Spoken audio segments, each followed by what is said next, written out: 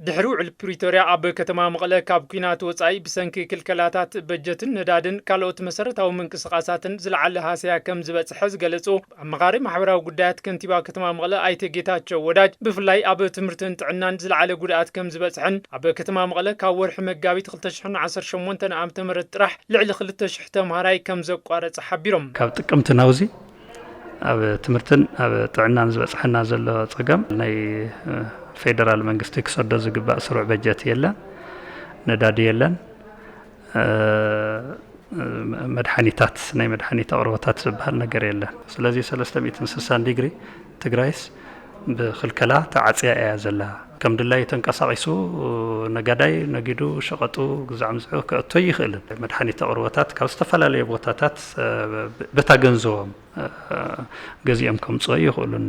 ባንኪ ትፈልጥዋ ኢኹም ኣብ ባንኪ ዘቀመጥዎ ቅርሺ ከም ድላዮም ከየንቀሳቀሱ ባንኩውን ዝተኸልከለሉ ኩነታት ዝነየ ማለት እዩ ከውጽእ ይኽእሉን ምክንያቱም የለን ቅርሺ ዝበሃል የለን ደስኩለን ከሎ ኣየር ጠጠው ይብሎ ደስኩለን ከሎ ይፈትሖ ከምዚ ዝኸደሉ ኩነታት እዩ ዘሎ ፌደራል መንግስቲ ማለት እዩ መምህርናን ሰሞያ ጥዕናናን ብእዋኑ እንከይተሰከፉ ሰሪሕስ ማህያ ክረኽበሉ እየ ኢሉ ተሰራሕተኛውን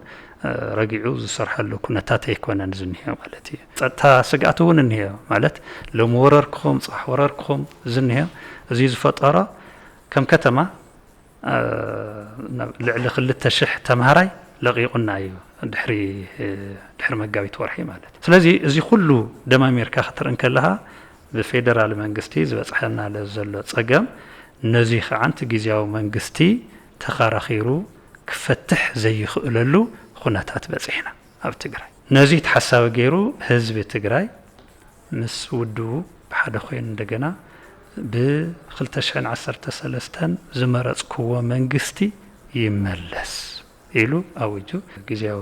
መምሕዳርና ኣየድልየናን ክፈትሐልና ይከኣለን ትግዜ ተቃዋሚ መንግስቲ ኤንድ ቃዋሚ ቤት ምኽሪ ይመለስ ተባሂሉ ተወንዚፉ ዝነበረ መንግስቲ ተመሊሷል በዚውን ጸገማት ትግራይ ፈትሑ ከሰጋግር በስምምዕ ፌደራል መንግስትን ትግራይን ዝተጣየሸ ግዚያዊ መምሕዳር ትግራይ ነተጸገም ክፈትሖ ኣይከኣለን ዝበሉ አይተ ጌታቸው ወዳጅ ሕዚ ዝተመለሰ ቤት ምኽርን መንግስትን መዋጽኦ ትግራይ ከቅምጥን ጸገማት ክፈትሕን ተባሂሉ ትጽቢት ይግበር ኢሎም ተወንዚፉ ዝነበረ መንግስቲ ተመሊሷል እዚ መምላሱ ኣብ ትምርቴታት እንደ ጥዕና ሰሙያታትና ተስፋ ኣሎ ሓደ ተስፋና እንታይ እዩ ተንተዓጽየን ዘለዋ ነገራት ክፍትሐልና ማለት እዩ መንግስት ሰራሕተኛ በአግባቡ ማሃይኡ ዝረኽበሉ እንተን ካልኦት ነገራት እውን ናይ ነዳዲ ድዩ ናይ መድኃኒት ድዩ ናይ ቅርሺ ኩነታት ድዩ ኩሉ ነገር ናይ ጸጥታ ስጋቱ ዝግዝዑስ ስርዓት ክሕዘሉ እዚያት ኩሉ ጸገማት ከመይ ጌርና ኢና ክንፈትሖ ንኽእል ኢሉ ምስ ህዝቡ ተላዚቡ ክፈትሕ ዝኽእል መንግስቲ እዩ ዝብል ተስፋ እዩ ዝጽበ ዘሎ ህዝቢ ስርዓትን ብዘለዎ መንገዲ ክኸይድ ተጽዕኖ ዝገብር መንግስቲ ክኸውን ክእል ኣለዎ ማለት እዩ ምስ ፌደራል መንግስቲ እውን መዋጽኦ ትግራይ እንታይ እያ ክትኸውን ዘለዋ ዝብል እውን ኣንፈት ዘቕምጥ እንደ ምስ ህዝቢ ዝዘራረብ ህዝቢ ዝውስኖ መዋጽኦ ዝውስነሉ ኩነታት ክፍጠር ምስ ጎረባብቲ